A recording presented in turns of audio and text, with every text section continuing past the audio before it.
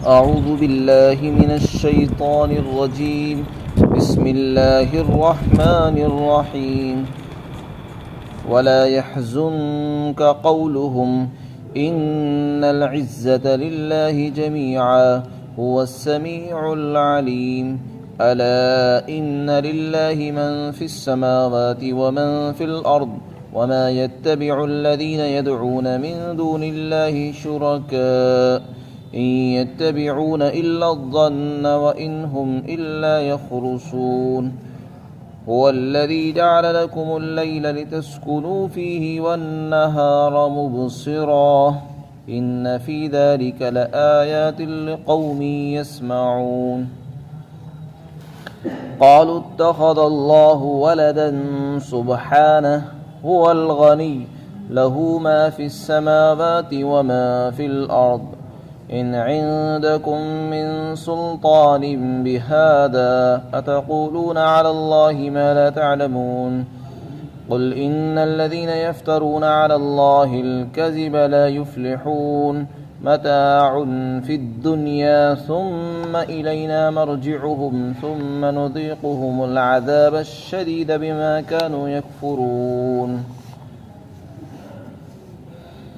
اور آپ کو غمگین نہ کریں ان کی باتیں، یقیناً ساری عزتیں اور سارا غلبہ اللہ کے لیے ہے، وہ خوب سننے والا ہے اور جاننے والا ہے۔ خبردار، آسمانوں میں اور زمینوں میں جتنے بھی جاندار ہیں سب اللہ کی ملکیت ہے، اور جو لوگ اللہ کے علاوہ دوسرے شریکوں کی عبادت کرتے ہیں وہ تو صرف اٹکل کے پیچھے چلتے ہیں اور وہ اتباع نہیں کرتے مگر گمان کا، اور اٹکل کے پیچھے چلتے ہیں۔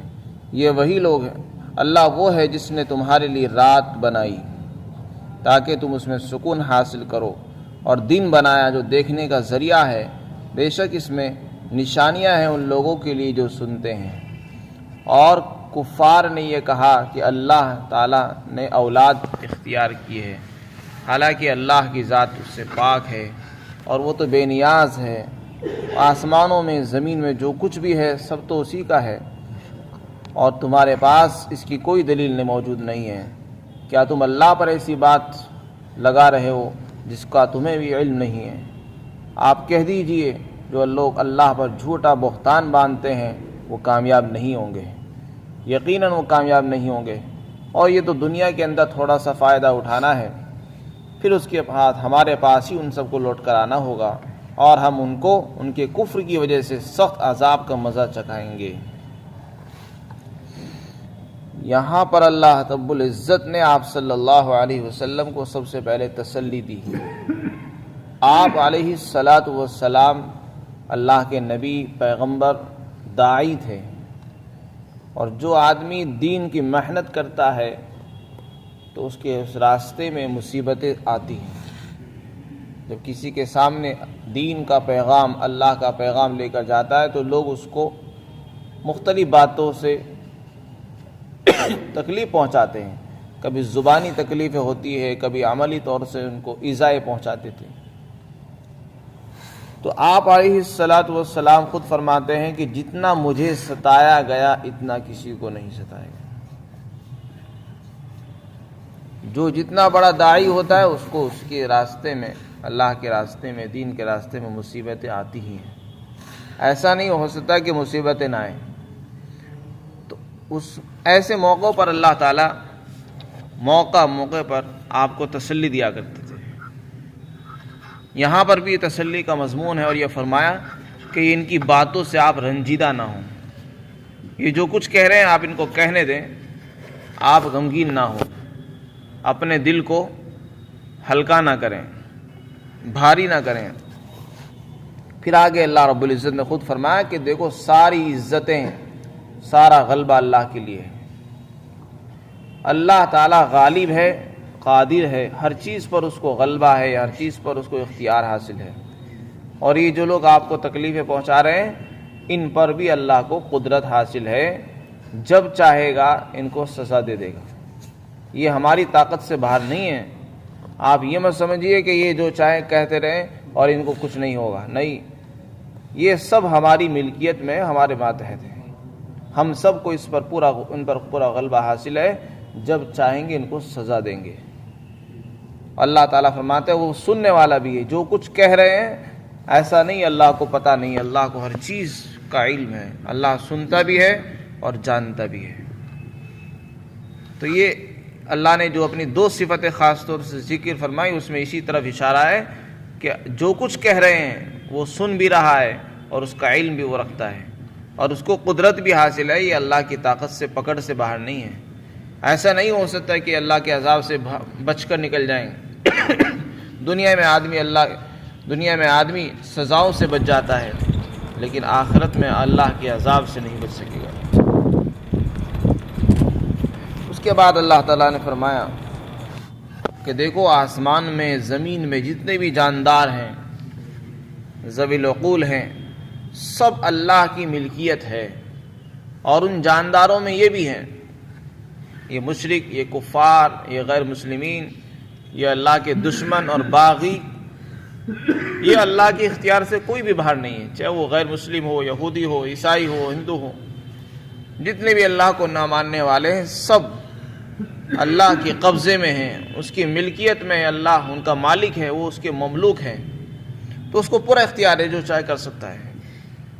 یہ تو دنیا کا دھوکہ ہے، لوگ یہ سمجھ رہے ہیں کہ ہم سب اللہ کے اختیار سے باہر ہیں، اب جو چاہے کرتے رہیں، کوئی کچھ کہہ ہی نہیں رہا ہم کو، ہم کفر بھی کر رہے ہیں، اگر ہمارا کفر غلط ہوتا تو ہمارے اوپر تو عذاب آنا چاہیے تھا، لیکن آ نہیں رہا، اس کا مطلب یہ کہ ہم صحیح کر رہے ہیں۔ تو شیطان لوگوں کو اس طریقے سے دھوکے میں مبتلا رکھتا ہے، لوگ سمجھتے ہیں کہ ہمارا شرک بالکل ٹھیک کام ہے۔ اللہ فرماتے ہیں آسمان و زمینوں میں جتنے بھی جاندار ہیں وہ سب اللہ کی ملکیت ہے، سب پر اللہ کو قدرت حاصل ہے، لہذا جب چاہے گا جو چاہے گا کر سکتا ہے وہ۔ دوسری بات یہ ارشاد فرمائی، یہ جو مشرکین ہیں آپ ان کی باتوں میں مت آئیے، ان کے خیالات، ان کے مذہب کی کیا حقیقت ہے۔ اللہ نے فرمایا یہ اللہ کو چھوڑ کر جن چیزوں کی عبادت کرتے ہیں یہ صرف اٹکل کے پیچھے چلتے ہیں، اٹکل پچو کی باتیں کرتے ہیں، وہم اور گمان کے پیچھے، خیالات کے پیچھے زیادہ چلتے ہیں، خیالات کو، گمانوں کو، اٹکل کی باتوں کو، اندازوں کو زیادہ سمجھتے ہیں، حقیقت سے ان کا کوئی تعلق نہیں ہے۔ اگر ان کو کوئی سچی بات بتائے اس کو ماننے کو تیار نہیں، وہمی باتیں، اٹکل کی باتیں، خیالی باتیں فوراً مان لیتے ہیں۔ اللہ تعالیٰ فرماتے ہیں یہ ان کا کام یہی ہے، بس صرف اٹکل کی باتیں کرتے ہیں۔ حالانکہ عقیدہ عبادت کے لیے اور معبود بنانے کے لیے اٹکل اور خیال کافی نہیں ہے۔ کسی کو اپنا معبود بنانا ہو تو اس کے لیے تو مضبوط دلیل کی ضرورت ہونی چاہیے۔ ہمیں کسی کو اپنا خالق بنانا ہے، مالک بنانا ہے اور اس کی عبادت بھی کرنی ہے، اس کے لیے صرف وہم اور خیالات کا ہم نے سہارا لیا ہے، اس کے لیے تو مضبوط دلیل ہونی چاہیے، مضبوط دلائل ہوں، مضبوط ثبوت ہوں، اور پھر ہم اس کو اپنا رب تسلیم کریں۔ تو اللہ کے رب ہونے پر مضبوط دلائل موجود ہیں، اس نے خود دلیلیں پیش کر دی اپنے خالق ہونے کی، مالک ہونے کی، قادر ہونے کی، کہ سب کچھ میں ہی کرتا ہوں، میرے علاوہ کوئی شریک نہیں ہے، میرا کوئی شریک نہیں ہے۔ پھر بھی یہ لوگ اللہ کو اپنا خالق و مالک نہیں مانتے، اور شیطان نے ان کو جو وہمی اور خیالی چیزیں بتا دی ہیں ان کی اوپر فوراً یقین کر لیتے ہیں۔ اللہ تعالیٰ فرماتے ہیں یہ لوگ تو محض گمان کا اتباع کرتے ہیں۔ پھر آگے اللہ تعالیٰ نے فرمایا کہ دیکھو اللہ کون ہے، اللہ نے اپنی اور دلیلیں پیش کی ہیں اور اپنے ایک ہونے کو بیان فرمایا ہے۔ اللہ فرماتے ہیں اللہ وہ ہے جس نے رات بنائی ہے، دن بنایا ہے، اور رات بھی کیسی بنائی ہے؟ رات بنائی ہے سکون حاصل کرنے کے لیے، انسان اس میں سکون حاصل کرتا ہے۔ پورے دن آدمی محنت کرتا ہے، مزدوری کرتا ہے، تھک جاتا ہے، چور ہو جاتا ہے، ہمت نہیں رہتی اس کے لیے کام کرنے کی، سوچنے کی، بات کرنے کی اس میں ہمت نہیں ہوتی، ٹوٹ جاتا ہے بالکل۔ اور رات اللہ نے ایک ایسی نعمت بنائی ہے کہ آدمی اس میں تھوڑی دیر کے لیے آرام کرتا ہے، نیند لیتا ہے اور اس کو سکون میں سے مل جاتا ہے، اور صبح اٹھ کر ایسا ہو جاتا ہے جیسے کوئی تکان تھی نہیں، بدن میں کسی قسم کی کوئی گراوٹ نہیں تھی، کوئی تکان نہیں تھی، کوئی بوجھ نہیں تھا، بالکل اگلے دن آدمی بالکل فریش اور بالکل مستعد اور صحت مند ہو کر اٹھ جاتا ہے اور پھر دوسرے دن کے لیے اللہ تعالیٰ تیار کر دیتے ہیں اس کو. تو یہ رات صرف سونے کے لیے ہی نہیں ہے، دن بھر کی تھکان کو انسان کی دور کر دیتی ہے اور پھر اگلے دن کے لیے اس کو تیار کرتی ہے تاکہ اگلے دن وہ کام کے لائق بن سکے، اگلے دن وہ بھاگ دوڑ کر سکے، محنت مزدوری کر سکے، اپنے کام کو، اپنے اللہ کی عبادات کو انجام دے سکے. اس کے لیے وہ تیار کر رہی ہے. تو اللہ کی یہ بڑی نعمت ہے. دوسری چیز بتائی، دن اللہ نے بنایا ہے جو روشنی کا ذریعہ ہے، دیکھنے کا ذریعہ، انسان کو اس میں نظر آتا ہے، ہر چیز کھلی اور واضح نظر آتی ہے، اس میں کام کرنا، چلنا پھرنا، کسب معاش کرنا، روزی کمانا، یہ سب چیزیں اس میں آسان ہو جاتی ہیں رات کے مقابلے میں. اور رات اور دن دونوں ایسی چیزیں ہیں جو ہر علاقے میں پائی جاتی ہیں، کہیں رات ہے تو کہیں دن ہے، آگے پیچھے آتی رہتی ہیں. اور یہ دونوں چیزیں ایسی ہیں جس کو اللہ ہی نے بنایا ہے، کوئی اس میں اس کا شریک نہیں ہے. اور کوئی انسان ایسا نہیں ہے جو ان رات اور دن سے الگ زندگی گزارتا ہو، جس پر رات نہ تو رات آتی ہو نہ دن آتا ہو. ایسا کوئی نہیں ہے. دنیا کا کوئی بھی انسان ہو اس پر رات آئے گی اور دن آئے گا، ہر رات کے بعد دن آتا ہے، دن کے بعد پھر رات آتی ہے. تو یہ کون ہے وہ جو رات کے بعد دن لا رہا ہے، دن کے بعد رات لا رہا ہے اور ایک کے پیچھے دوسری آ رہی ہے؟ ایسا کوئی نہیں ہے سوائے اللہ کے. جو معلوم ہے کہ اللہ کے سوا یہ کام کرنے والا کوئی نہیں ہے، تو عبادت کا تقاضا بھی ہے کہ عبادت بھی اسی کی ہونی چاہیے جو ان ساری چیزوں کا اختیار رکھتا ہے اور ملکیت رکھتا ہے. اللہ فرماتے ہیں اس میں نشانیاں موجود ہیں سننے والوں کے لیے. جو لوگ حق سننا چاہتے ہیں، حق قبول کرنا چاہتے ہیں، ان کو اس میں دلائل ملیں گے، ان کے لیے اس میں علامتیں ملیں گی، نشانیاں ملیں گی. لیکن جس کو سننا ہی نہیں ہے، سنتے ہیں اور نکال دیتے ہیں، ایک سے سنی دوسرے سے سنی کر دی، تو ایسے لوگوں کے لیے ہزار دلیلیں بھی بیکار ہیں. پھر آگے اللہ تعالیٰ نے مشرکین کی تردید فرمائی. مشرکین اللہ کے لیے اولاد ثابت کرتے ہیں، جیسے حضرت یہود، حضرت موسیٰ علیہ السلام کے ماننے والے لوگوں کو یہود کہا جاتا ہے، لیکن انہوں نے بھی بعد میں چل کر ان میں شرک آ گیا. اور حضرت عزیر ایک نبی گزرے ہیں، انہوں نے حضرت عزیر علیہ السلام کو خدا کا بیٹا کہہ دیا کہ یہ اللہ کے بیٹے، نعوذ باللہ. حضرت عیسیٰ علیہ السلام کو عیسائیوں نے خدا کا بیٹا کہا. مشرکین نے فرشتوں کو خدا کی بیٹیاں قرار دیا. تو اس طریقے سے اللہ کے لیے اولاد ثابت کیے انسانوں نے، کفار نے، یہودوں نے بھی، عیسائیوں نے بھی، اور مشرکین نے بھی. کوئی کہتا ہے یہ اللہ کا بیٹا، یہ اللہ کی بیٹیاں ہیں. اللہ فرماتے ہیں یہ بہت بڑا الزام ہے اللہ پر. اللہ کے لیے اولاد ثابت کرنا اللہ کو محتاج بنانا ہے اور یہ بتانا ہے کہ نعوذ باللہ اللہ تعالیٰ بھی ہم جیسا ہی محتاج ہے. حالانکہ خالق اور مخلوق میں نسبی رشتہ نہیں ہو سکتا ہے. باپ اور بیٹے کا رشتہ نسبی رشتہ ہوتا ہے، جیسے کہ باپ صاحب اولاد ہے، بیٹا بھی صاحب اولاد ہو سکتا ہے، باپ کی بیوی ہے، بیٹے کی بھی بیوی ہو سکتی ہے. لیکن اللہ اور مخلوق کا رشتہ وہ والا رشتہ نہیں ہوتا ہے. خالق نے اپنے بارے میں خود فرمایا، نہ تو میں نے کسی کو جنا ہے اور نہ میں کسی سے جنا گیا ہوں، تو مجھے اولاد کی کیا ضرورت ہے. اللہ تعالیٰ نے اس کی تردید فرمائی ہے. حدیث پاک کے اندر، حدیث قدسی میں آتا ہے کہ لوگ مجھے گالی دیتے ہیں اور انسانوں کا مجھے گالی دینا یہ ہے کہ وہ مجھے صاحب اولاد کہتے ہیں کہ میں اولاد والا ہوں. یہ گالی دینا ہے اللہ کو. اللہ فرماتے ہیں میں اس سے پاک ہوں، مجھے اولاد کی کیا ضرورت ہے، میں تو بے نیاز ہوں. اولاد کی ضرورت ہونا یہ تو محتاج ہونے کی دلیل ہے کہ وہ آدمی ضرورت مند ہے. اللہ فرماتے ہیں مجھے تو کسی کی ضرورت ہی نہیں، تو اولاد کی کیا ضرورت ہے. پھر آگے فرمایا آسمان میں اور زمین میں جو کچھ آپ کو دکھ رہا ہے یہ تو سب کچھ تو میرا ہی ہے. جتنی مخلوق آپ کو دکھ رہی ہے سب کچھ تو میرا ہے، پھر مجھے اولاد کی کیا ضرورت. انسان کو اولاد کی ضرورت اس لیے پڑتی ہے تاکہ وہ اس کا سہارا بنے، اس کے کام آئے.